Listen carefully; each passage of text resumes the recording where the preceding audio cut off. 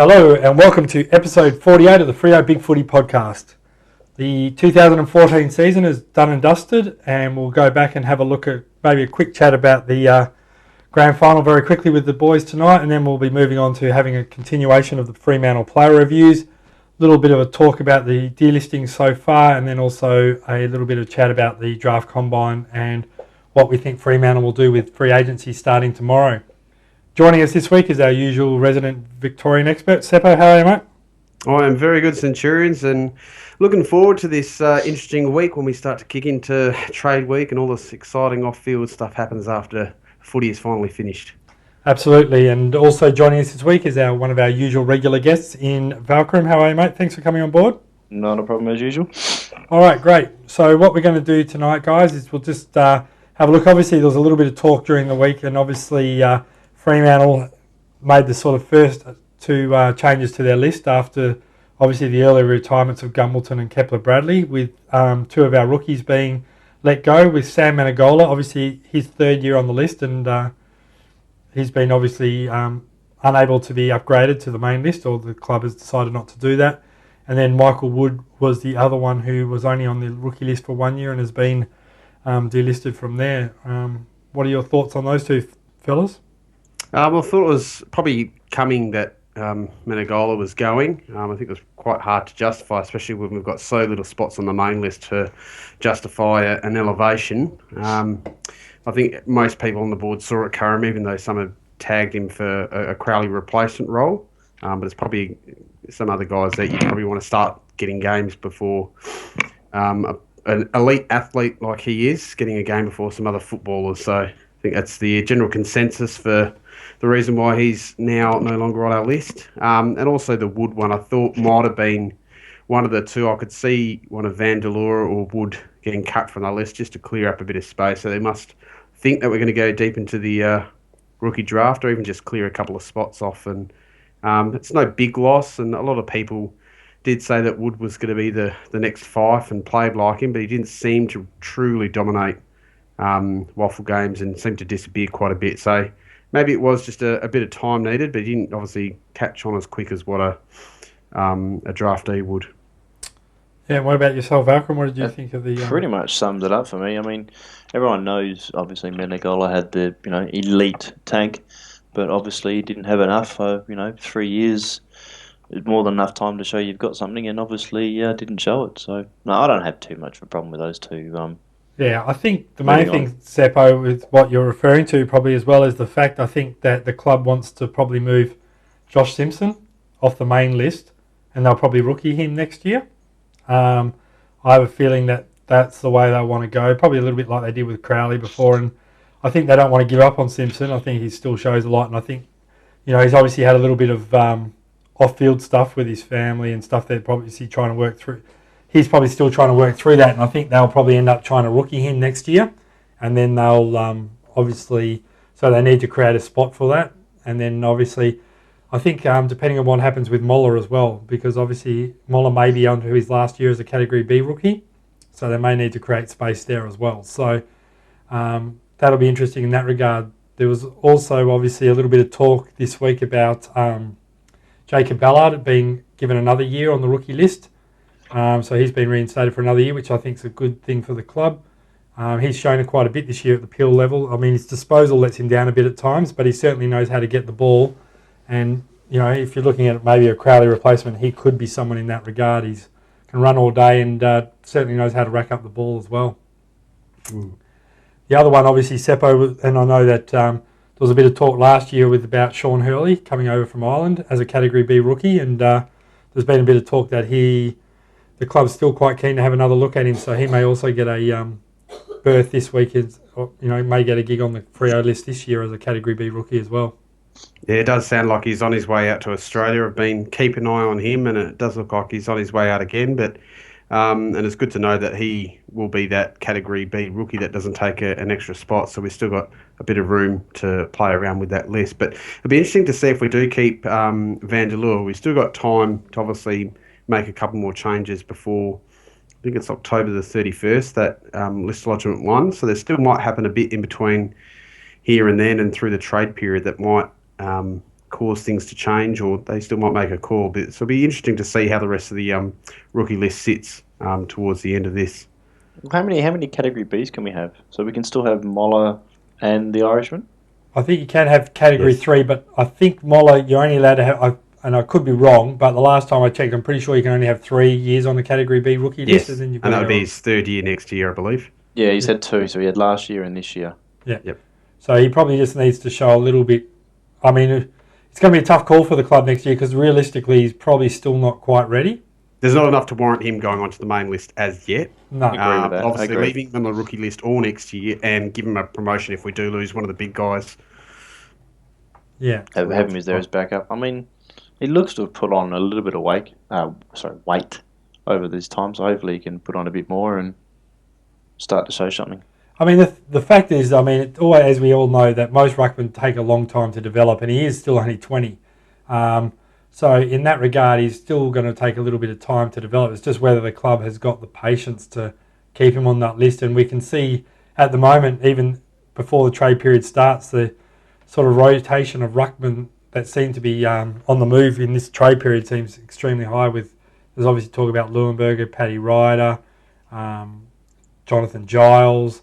So it'll be definitely interesting to see which way Fremantle do. But they've got another year with Moller on that list, so hopefully he can keep developing. But he'll definitely need to probably show a little bit more next year to get any sort of consideration in the main list, I think, at this stage. All right.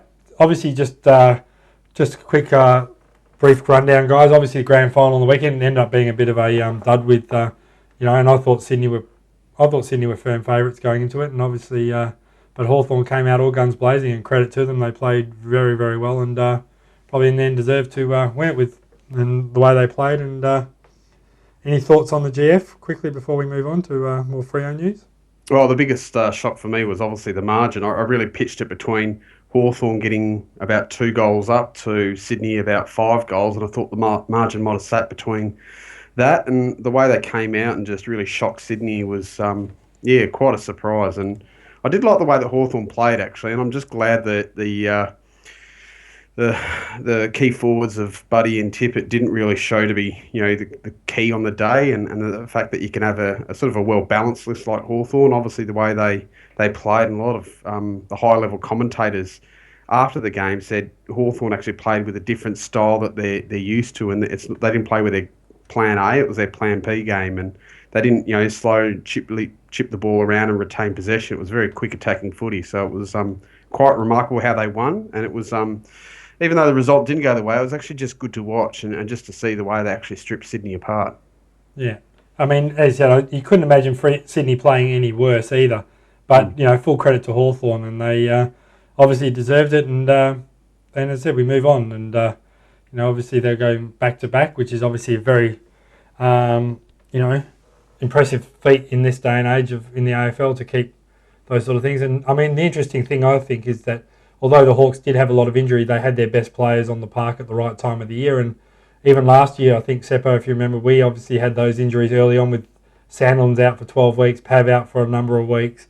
But we all generally had our best players on, with the exception of McFarlane, probably Ibbotson and maybe Walters with a medial towards the end there. But even though he was still out there, and if you get your best players on the park at the right time of the year, as Port Adelaide showed as well, that you can certainly be a force in the comp.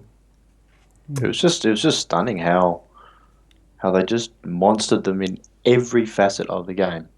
It was just, by half time I was sitting there going, this game's over. It was at the point being, I didn't want Hawthorn to win because I didn't want them to go back to back because they beat us. I'm not a huge fan of Sydney, so I wasn't overly interested in who or cared who won, but just amazing. If Hawthorn had played against us last year, I think the margin would have been pretty similar. They were just incredible.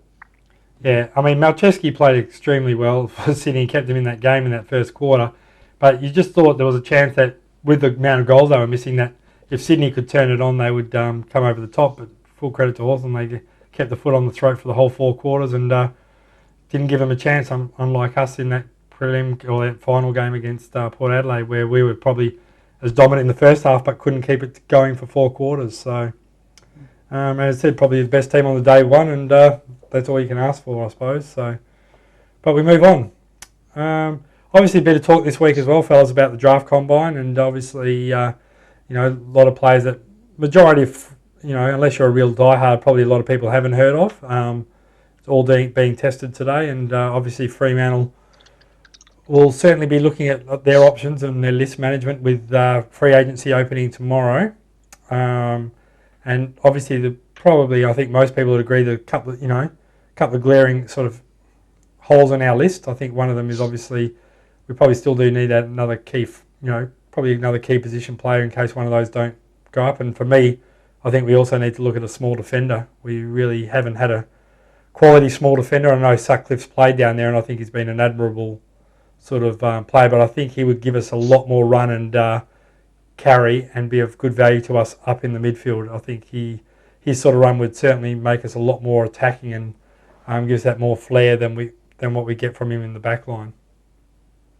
What are your thoughts on the what we sort of need to look at in that free agency draft period? Well, obviously you've highlighted the point for the small defender, and ever since Roger Hayden left, we really haven't had a good quality small defender down there. And Spur aside, there is a big gap on that list, and some that have really shown over the last couple of years. It's one thing that we need to target, and whether we go best available with our first pick and look at someone like that in the second. I wonder if that West Australian Clem Smith is going to fit that type of a smallish type player. I don't know his exact role or where he's been playing most of the year. He's put himself out in the limelight though with the quickest agility time today though. Yeah, it sounds very quick. So it is quite interesting, even just seeing a lot of the names, like you mentioned before, Centurions, that there's a lot of names to probably get your head around, because usually the guys that finish in the top 10 of a lot of the results, and especially when it comes down to the kicking and the endurance, they're the guys that you probably see go in the draft. And it's amazing reading some of these big beat tests that some of these young kids are getting these days. It just shows that there's some way that football's going these days, that you do need a bit of endurance, and that's what we went last year with guys like Alex Pearce, and I think Aptness as well had very good endurance tests. So it's interesting to see when that comes around, just having a look at those results. Yeah, I mean, Clem Smith played a lot of footy for Perth in the league this year, and he certainly is a tough player. Obviously, he was All-Australian last year in the Under-18 Carnival, and I mean, you won't find anyone who's in terms of ability to hit the man at the contest, you certainly can't fault him in that sort of. Some people question his kicking a little bit. I mean, I've watched him a little bit, and I think his kicking is reasonable. I mean, you certainly wouldn't say it's elite, but it certainly is more than serviceable. But he's just a really tough competitor, and it'd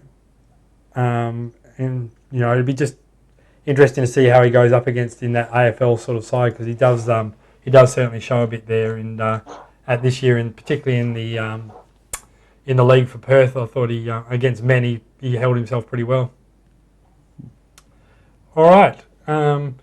Obviously, there's been a little bit of talk with the obviously free agency opening tomorrow. Seppo, obviously, Fremantle did meet with James Frawley, but it does seem that would be unlikely at this stage. But I mean, obviously, we'll find out pretty much tomorrow. I mean, Frawley's come out and said he will definitely be leaving Melbourne, so it'll only be a case of whether it's going to be Geelong, Hawthorn, or Melbourne at this stage. So he's announced that he wants to go to Hawthorn late this afternoon. Oh, did he?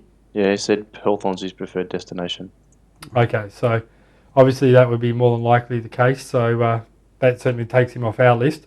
I think I don't always agree with things like Hardwick and Rouse, but I think it's going to be definitely interesting for those clubs at the bottom to be able to get out of the bottom 4 or 5 with free agency the way it is. I know that Hardwick talked about the NFL system where if you're in the top 4 teams, you're not allowed to snare a free agent, but if you look at teams like Hawthorn, Geelong, even Fremantle to a degree, were in the top 4. Port, I mean, those guys coming out of free agency, it's going to be very tough for those younger, those teams that are doing poorly to keep those sort of players. And you look at guys like Sean Higgins, who said he's going to leave. Jared Waite's another one. It's going to be tough for those teams to get out of the basement, that's for sure.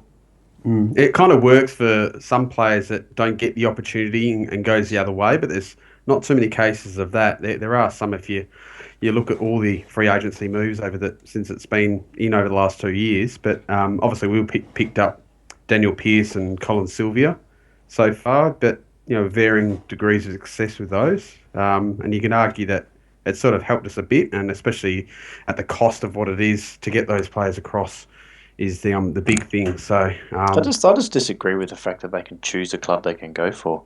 They should be able to just put their hand up and say, I want to exercise my rights in the free agency, and then the clubs make a decision. Because you put your hand up in the draft and you go wherever you go. I mean, that's how it is from when they get into the league. I don't see why they should be allowed to leave their club. I don't have a problem with that, but put their hand up and then the clubs decide on where they go. As long as he puts his hand out and goes, right, I want 500 a year or whatever, names his price, and then the clubs make a decision between each other and decide on that. I just don't think that the players should determine where they want to go, because I think we're just going to keep seeing the clubs that are in the top 6, ones that are actually in that window for to get into a grand final, are going to get these players. I don't think you. I mean, that's going to be. I mean, my problem with that, Valcrum, is if you say, for example, Hawthorn, Geelong, and Fremantle all want James Frawley, how do you decide which team's going to get him? That's and I don't have a real. Well, that's through the clubs. I mean, if Fremantle, he says his minimum price is 500. Freo, we're on record, or alleged to be on record, of offering 600. Geelong have offered 500, and say Hawthorn offer 550. Well, then they go, right, Fremantle win 600. But what happens if all three offer 600? Yeah. Then maybe that comes down to a decision for that player to choose there. But that's what the manager will say. If this is where you want to go, they'll know where the thing is, and they'll tap Hawthorn on the shoulder and say, "Here's that payment." I mean, and to be fair, the way it is now, though, he can go to Hawthorn for 500 even if Freo's offered 600. But that's his choice. He's giving up 500 grand on the table. That's his choice to do that. And you've got to remember as well that when you're 17, you're taken away from your club. And I think the other thing you've got to look at is the clubs will have no qualms whatsoever if you're not up to it of cutting you. And if you're in that way for so long, the main issue I have with it is the fact that probably the top, in terms of imbalance, I'm just concerned that you'll end up with basically like the Premier League in England, where you just have the same 4 or 5 teams up there. Because that's my problem with it. Because like I said, it's the top teams that the players aren't going to want to go. Like, no one's going to go, I'm going to put my hand up and go to St Kilda this year. Well, they probably would, but the problem, unless it's someone who's not getting opportunities. So like a Luke Loudon, for instance, from Hawthorn, who's put his hand up and said he wants to explore options. If he goes to St Kilda, he's a great chance of playing. So he's going for playing opportunities. But these big name players, the only way we call them superstar players, they're only going to go to teams that are in contention. Like Goddard went to Essendon because they were perceived to be in contention. Well, the only way you could do it is, and the way you could the only way you could get around it is, like, for a bottom team to get someone like, say, James Frawley, say he wanted to go to St Kilda, is St Kilda would have to pay significantly overs to get him.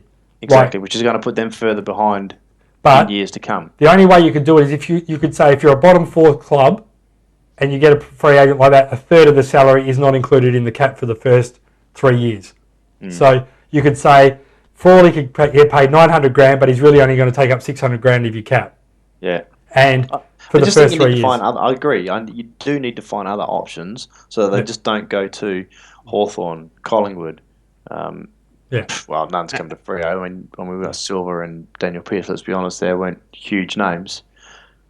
No. The other thing you get also is the older players treating those smaller clubs or the other clubs at the bottom end of the table as a retirement village. So looking for more opportunities, or just to pick up another paycheck for once they hit 30 odd, and they won't be able to offer too much of their services. But pick up another 600-700 over a couple of years, and yeah, that's the only way you'll get it working the other way. And sometimes that's might be all right for some younger clubs with a different sort of stage of list management, but it really doesn't get that top end talent to those sides because it's all about the player's choice. Yeah. One of the, just some breaking news as well while we're on the podcast, fellas. Obviously, just come through on the news that probably one of my favourite players growing up has passed away in Robbie Flower for Melbourne. And thoughts and condolences to the Flower family. And obviously, just when Melbourne thought things probably couldn't get any worse for them, they obviously lose one of their favourite sons. And, just a magnificent player, and he's just beautiful balance, and he's just the sort of thing that Melbourne really need now. Like, he was just class act, and has their condolences to his family after losing him so young and only 59 years old as well. All right, so what we'll do now, fellas, is we'll just go back and have a bit of a look at the we sort of started with players 1 to 9 last week in our end of season review, and obviously we'll continue on this week. Obviously, number 10, Michael Walters had unfortunately an interrupted year, came out all guns blazing in the first 2 rounds, and then had an ankle injury, sort of twinged it against Hawthorn, and then tried to play the following week and sort of aggravated it further, but managed to get back in the last 2 or 3 games of the season and played 8 games for the year. And you could just see when he came back he was a class, and obviously we missed him through the course of the year, and obviously hopefully he'll come back bigger and better next year. And what are your thoughts on his season, fellas? Well, he got to his 50 games right at the end of the year, and the fact that he's only just played 50 now, he's playing like a seasoned veteran, and he's contributed nearly close to 100 goals over that 50 games. So he is real value to our side, and if we can get him out of the park all next year, that's going to be fantastic for us and for him to be able to string some continuity together in his games, because he's just so damaging when he's out there. Yeah, I think that's the key for us, is just making sure that we get him for 22 games next year. That's just the big one.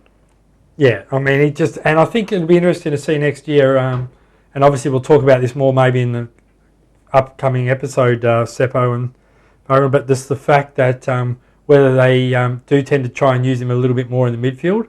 And I hope they don't.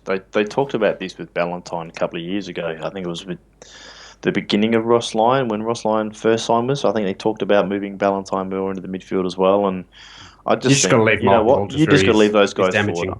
Yeah. But, I mean, the interesting thing is if you look at Hawthorn, who are the benchmark, they never played the same 3 blokes in the middle of the ground for 2 consecutive bounces. And they have guys like Bruce, they have guys like Rioli, they have guys like Langdon. They'll have a range of different players go through the middle of the ground, and it doesn't hurt their side. And as you said, they're the benchmark. They've won 2 premierships in a row, and they'll have just about every one of their players can go through the centre square. Yeah, I agree, but they go through in bursts, though. They don't go there for heavy rotations. But that's what I'm saying. We don't want Walters in there the whole time. Yeah. But he can certainly, I think, be able to play in there in short 1 minute bursts, 2 minute bursts, particularly if they're going to drop the interchange down to 80.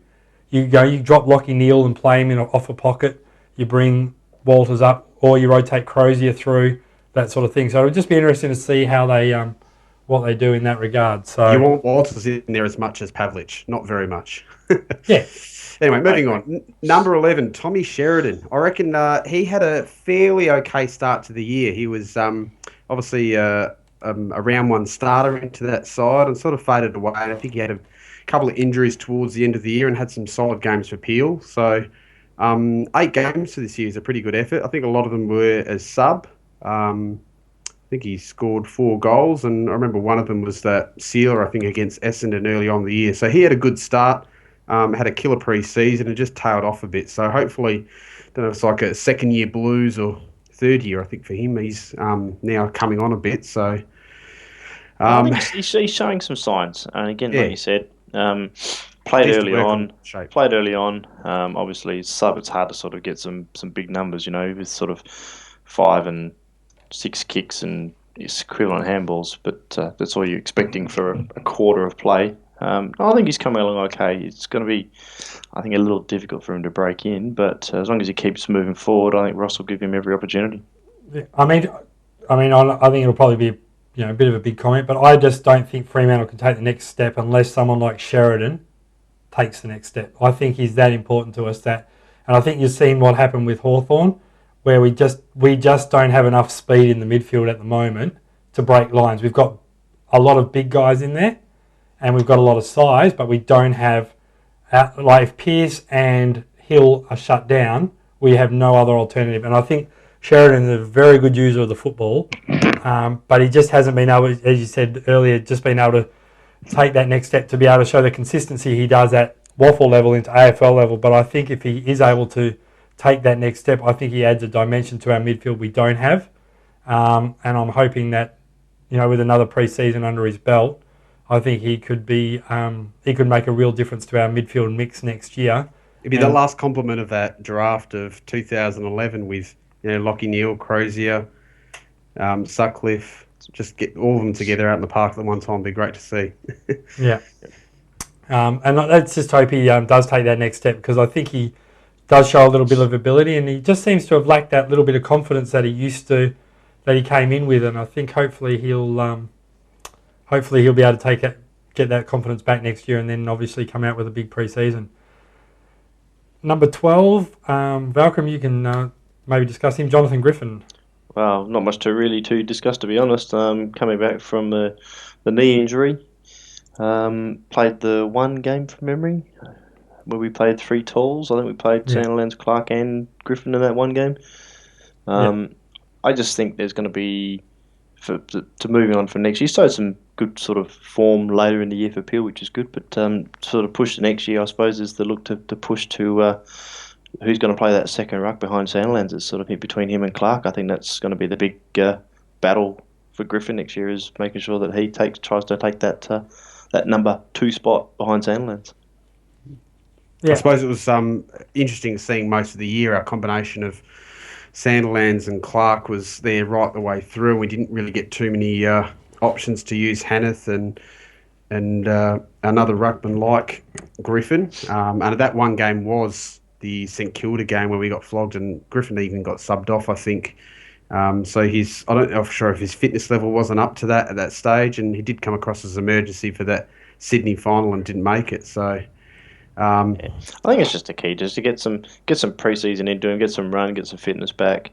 I think he's a much better ruckman than Clark, but obviously Clark has a lot more athleticism. But you just don't know the combination of Sandilands and Griffin if it could work for round 1 next year. Who knows? Who knows? Ross does. Yeah. I think, I mean, for me, like watching Griffin this year when I saw the games down at Peel, it's not so much his rucking where he's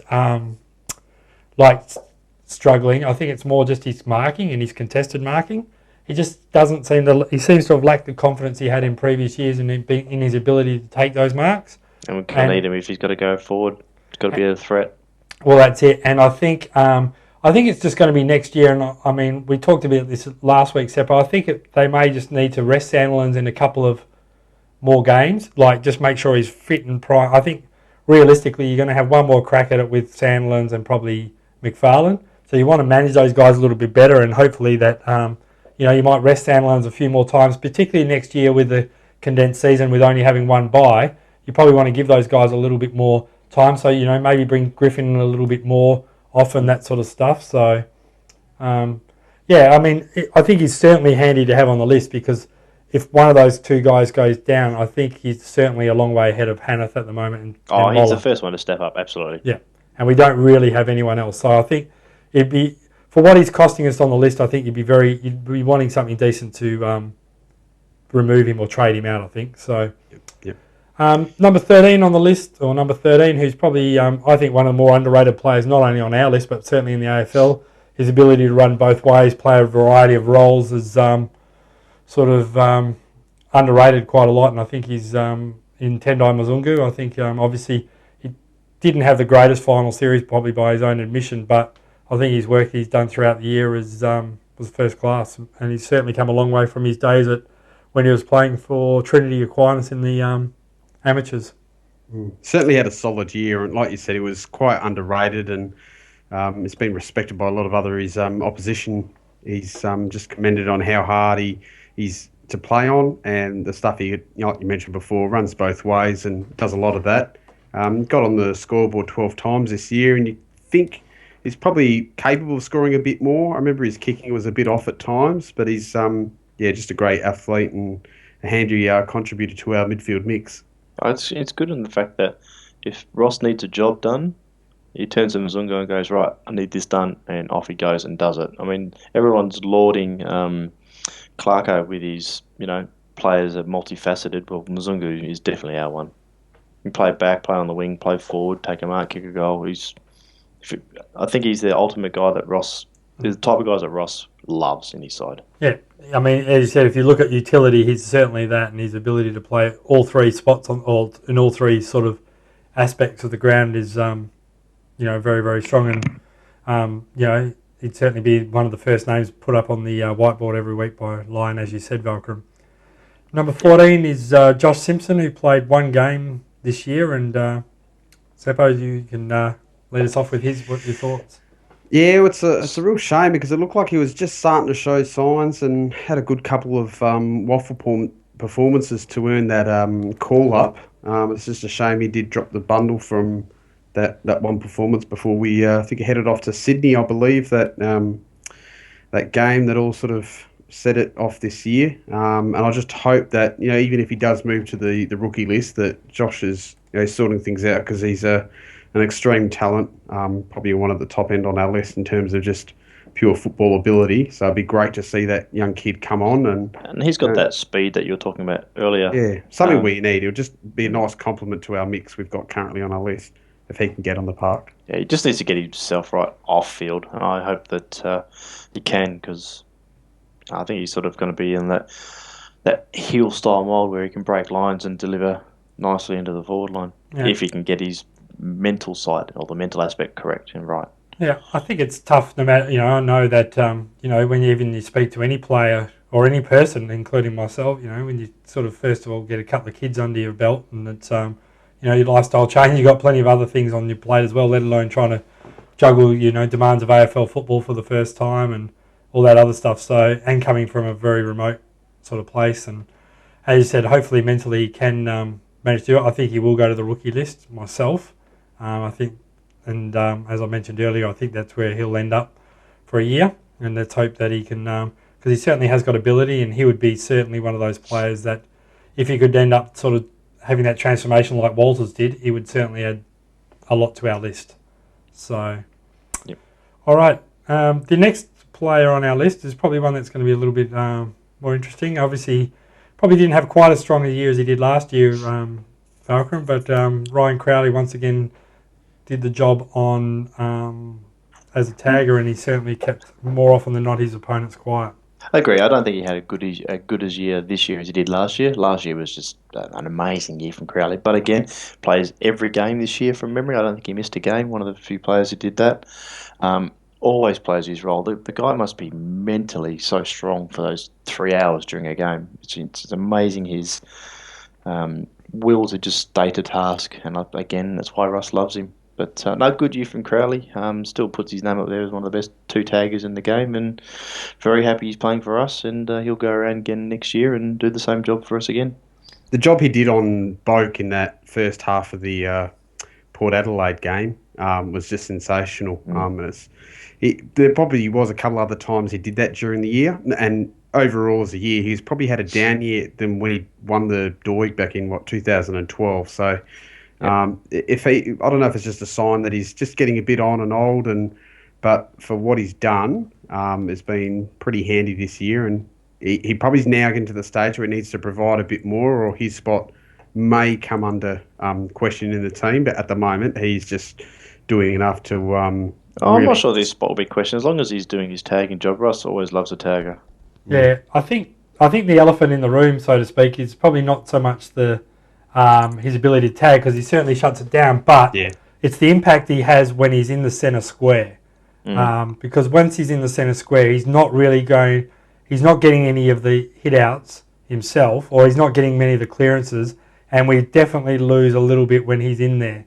So, if he's going to, and you're starting to see now teams, when Crowley tags them, they'll just sort of move them from out of the wing into that start him in the square, yeah. Start him in the square, and then all of a sudden instead of having Mundy Barlow Fife or Mundy Barlow Neil, you've got Crowley in there who's definitely a downgrade from those other four players in terms of your clearances and your ability to win the ball out of the centre. And he's actually done right when players have actually dragged him forward or gone back. I remember the matchup he had on, I think, against Dangerfield.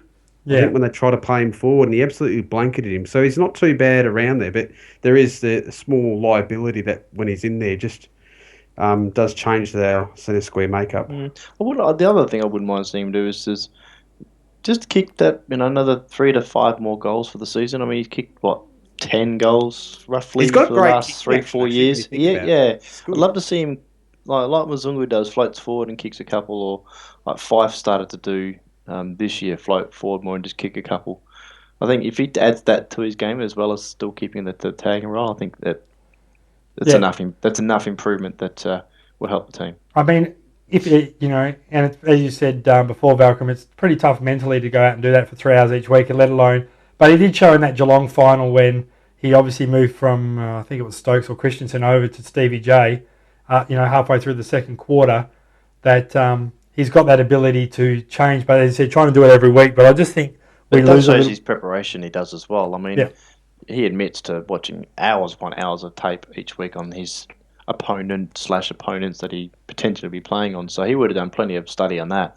But I mean, it does show you the mental ability to go from one type of player, Joel Selwood, bash and crash, just runs all day, to Stevie J, who wants to get on the outside and do all the big showman stuff, and just shows his ability to go to either type of player. Yeah. All right, Seppo, number 16, Dave Mundy. Well, David Mundy had a solid but not outstanding year. I love the work he does. And it's another durable performance without, as everyone says, the vanilla ice cream. Tastes good, but it's just not as exciting as the other ones that are in there better around. With topping.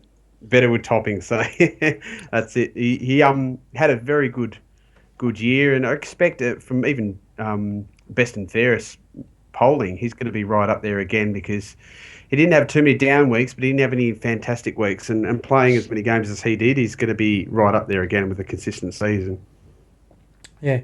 I mean, I always thought that, particularly about, maybe around when he sort of ended up re-signing with Fremantle, obviously after all the speculation as a free agent, that he just didn't look 100%. Like, I wouldn't be surprised at all if it, after the season's done and dusted, they came out and said that he had some sort of nagging injury. He just didn't manage to, as you said, Seppo, he was solid, but he certainly just didn't have that,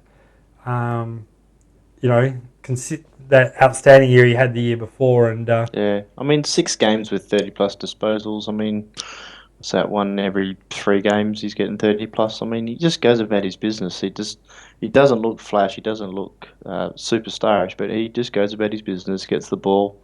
And I'm pretty happy with the ball in his hands when he's kicking it.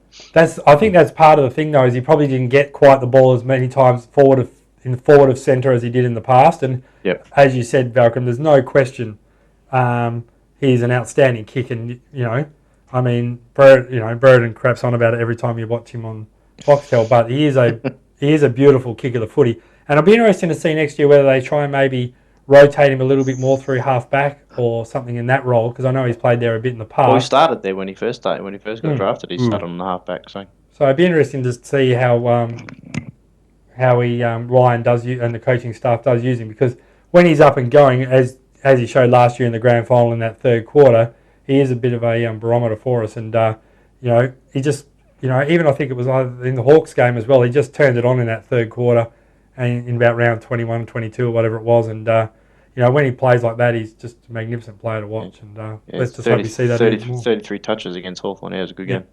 All right, number 17, Hayden Crozier played half the season and came in towards the end of the season and managed to hold his spot. And once again, he's one of those players who you hopefully will see him take that next step from what he had this year as that small forward, and hopefully you'll see him because he did show bits of class. I personally was a bit unsure of how he was actually going to fit in the team with Crozier, Walters and Bellas all there, but showed that those 3 work quite well together in the back half of the season. So I was impressed with Crozier.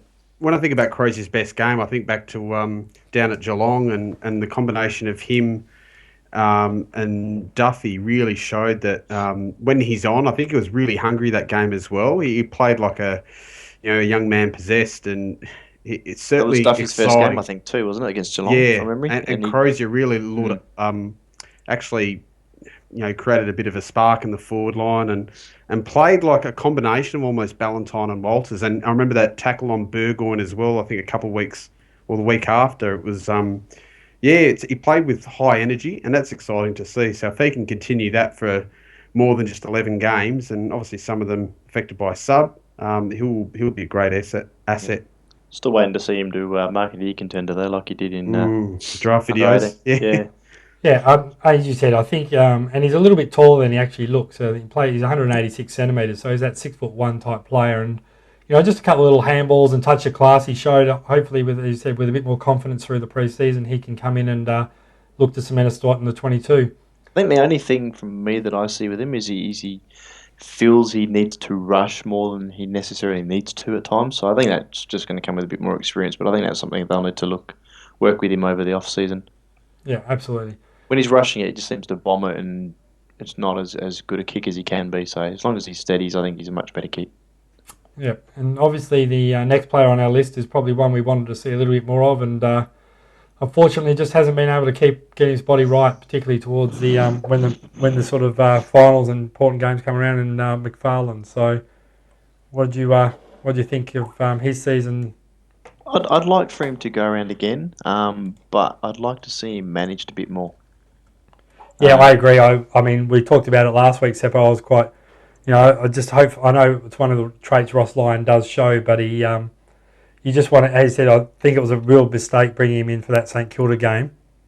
When he could have had another week off, then had the bye, and then come back a bit more cherry ripe. But obviously there's been talk about him playing on and obviously being managed a little bit better. So let's just hope that they are able to do that next year. Yeah, you just hope that if he's going around next year, you just wonder how much we use him and what type of a role if they they're going to do it. They could do it like Alistair Lynch, and he doesn't fly. Just give him a good set of games, and even just rather make him run up the field, give him that loose third toe, give him Johnson's role or even a full back position, and let even Dawson. He's been okay when he's had to play higher up the ground, or Silvani now that looks like he's stepping up. Just gives an option to play McFarlane not under such a high energy and intense role.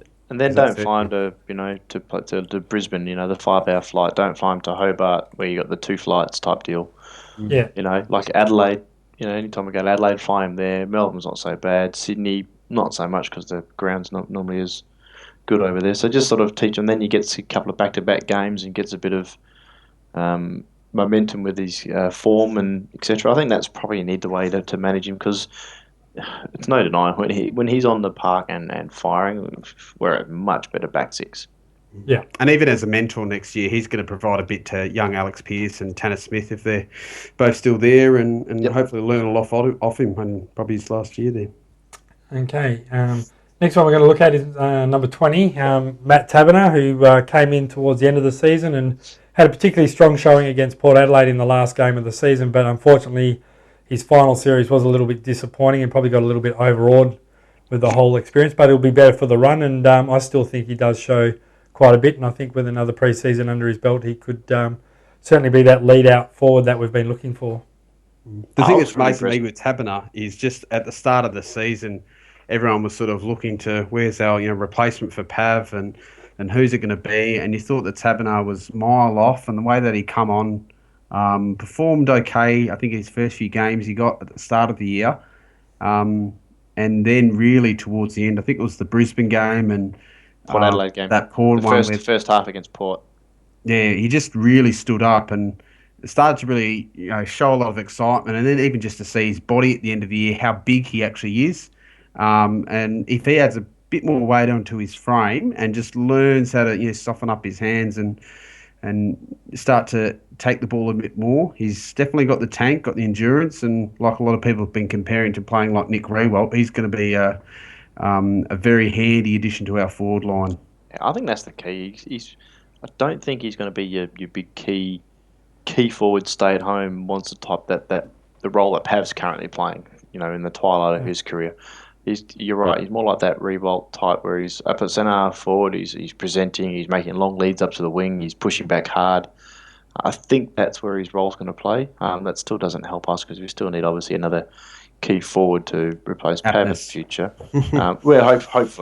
Hopefully he becomes that player or someone else. But no, I think he showed some really good signs. Definitely got overawed in the finals. But I mean, he's still very young, and like you said earlier, he's going to be better for that run and that experience. So no, I'm looking forward to him playing some more, playing 20, 15 to 20 games next year. I think really exciting time for him.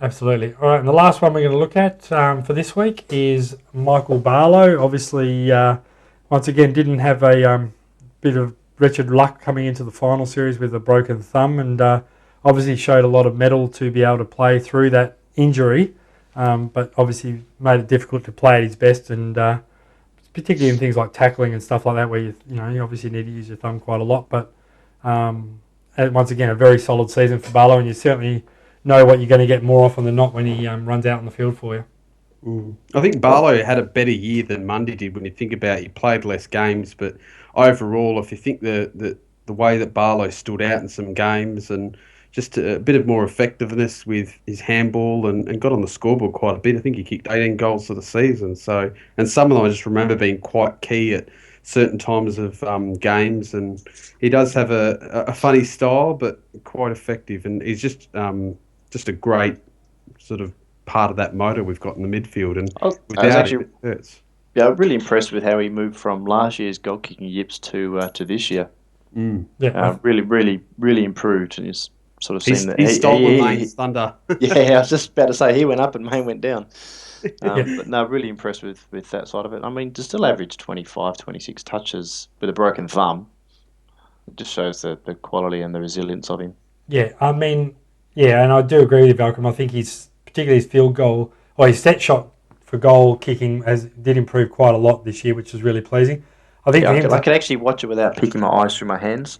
Yeah. Like I was doing the year before. I think as you said, the main thing I think for him to go from a really solid player to that elite player is his ability to hit targets. Still, his kicking does let him down and around the ground a little bit at times, and occasionally, particularly on he just misses targets particularly when the guy's leading towards him. He doesn't always hit him. Yeah, I don't mind him in under the pack though, because I reckon he's got I can't remember a guy who's got the ability to get his hands free in a tackle to get a handball off. It's incredible. Oh, don't get me wrong. I'm not criticizing. I'm just saying if you want to go from like a very, very good AFL player to the elite, that's the one area that lets him down. And his ability to hit targets more consistently is what he needs to do to be able to take that next step from probably being, A minus B plus to that A grader. Like that. But what he misses in kicks, he makes up in handballs. Yeah. Oh, and absolutely. And, his ability to run all day and, and just his ability as a teammate. And you just, you never hear anyone say a bad word about him. He's just, by all accounts, an awesome bloke. And, you never speak to a supporter who's not a fan of him or even any opposition players. So, and, obviously with all he went through to get on a list, he's one of my favourite players, but you just love to see him hit those targets a little bit more when he's going forward. That if we're only being really nitpicking, just round it out, yeah. All right, guys, that's pretty much it for this episode. I got one little thing quickly. Yep. Mike Sheehan's released his top 50, and young Nat Fyfe is number 2 this year. Yeah, and I think we had 4 players in the top 50 this year, by all accounts, if I remember correctly. So. I think Ballantyne, Mundy, and Barlow. I think they were the 4. Sandlands was there around 13 or 14. Oh, it might have been Sandlands, yeah. Yeah. So we had 4 players in the top 50, which is a pretty solid effort. And it's a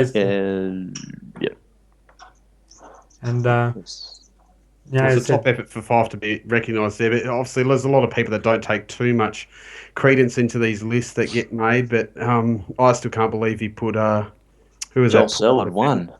Yeah, well, there's that Port defender, I think. Was it Carlisle or Chaplin? No, he went to Richmond.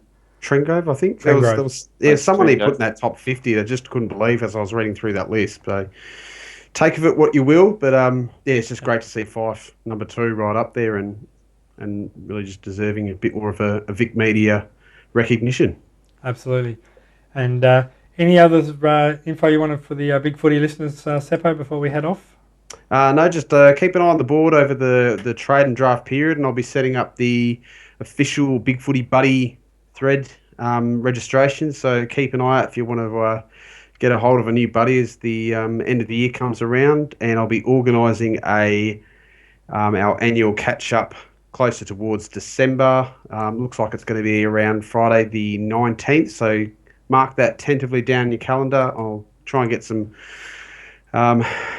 details up on the board, so keep an eye out for that for the end of the year. And for all other official club dates and stuff, have a look at the sticky thread, the off-season calendar, because that's going to keep you your footy fix on the go right through October and November, right through to December. Okay, that's it. Thanks, Right, Seppo, and as I said, thanks again for joining us this week. Thank you, and look forward to you speaking to you when we analyse the rest of the list. And also, Valkram, thanks again for joining us this week, mate. Not a problem. All right, and we'll probably have a little bit more draft news and free agency news next week as well, Seppo, as well as we'll go on a little bit more in depth, and I'll have a bit more of a chat. We'll have a bit more of a discussion about the prospective WA prospects that are out there in the draft before they come around. So thanks again for joining us this week, listeners, and we'll catch you again next week. Bye for now.